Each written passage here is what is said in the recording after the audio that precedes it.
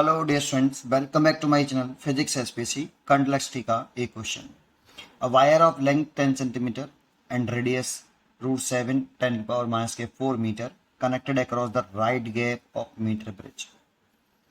When resistance 4.5 ohm connected on the left gap using resistance box. The balance length is found to be 60 cm from the left end if the resistivity of the wire, the value of R is. इस are की value पूछा. तो सबसे पहले figure बनाइए. Solution एक metre bridge बनाइए. सबसे पहले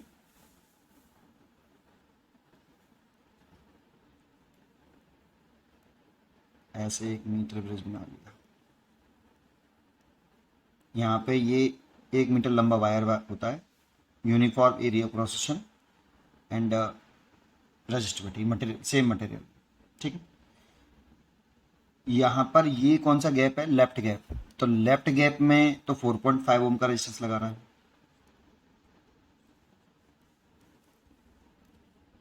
का रेजिस्टेंस और इसमें एक वायर कनेक्ट कर रहा है.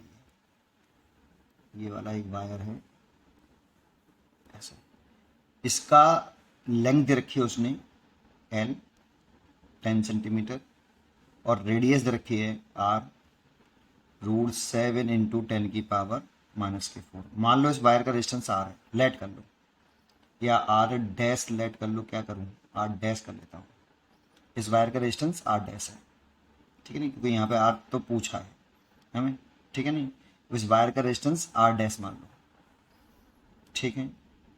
और या कुछ और मान लेता हूँ, S मान लेता हूँ. इसका रेजिस्टेंस, वायर का रेजिस्टेंस S ओम है. और गैलोमीटर लगा के जो नल पॉइंट ऑफ टर्न हो रहा है ना, वो 60 सेंटीमीटर पर ऑफ टर्न हो रहा है. IG0. और इधर से ये 40 सेंटीमीटर है. इधर से बैटरी लगी हुई होगी ऐसे, है ना, ऐसे. ये हमें पूरा गिवन है सेटअप. तो देखो ये जो मीटर ब्रिज होता है, ये सब जानते होंगे. Metre bridge is based on balance with Wheatstone bridge. तो आप जैसे ये A है, ये B है, ये C है और यहाँ पर D null point obtain हुआ है. आप चाहो तो इसे इस तरह से रीड्रॉ कर सकते हो. समझाने के लिए कर रहा हूँ, एक बार समझ लो और आता है तो आप इसे आगे बढ़ा सकते हो. ठीक है. ये A पॉइंट है, ये B है, ये C है और ये D है. ये गैलोमीटर वाला पॉइंट हो गया. A और C से जुड़ा हुआ है 4.5 ओम का रेजिस्टेंस ये. और C और B से जुड़ा हुआ है एक वायर जिसका रेजिस्टेंस मैंने S ओम माना है. इस वाले वायर का रेजिस्टेंस मैं R1 मान लेता हूँ.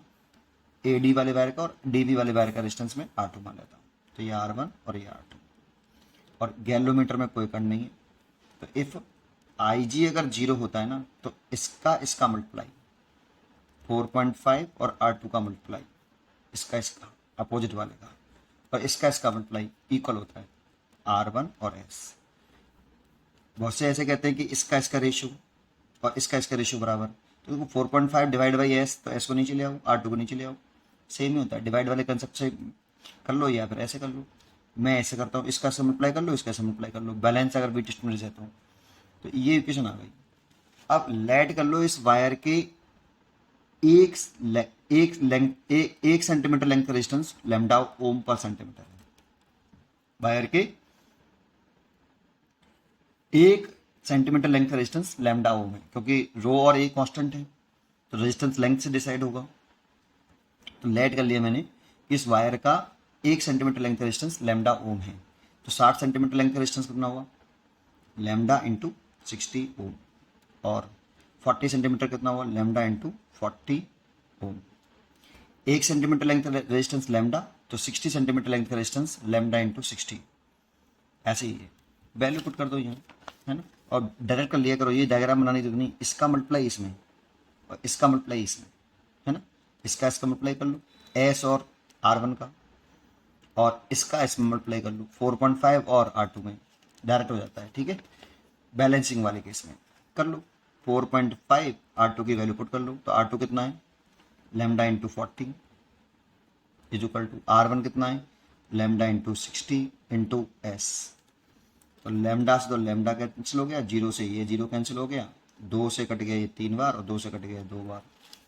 तो ये हो गया 4.5 into 2 divided by 3 equal to S.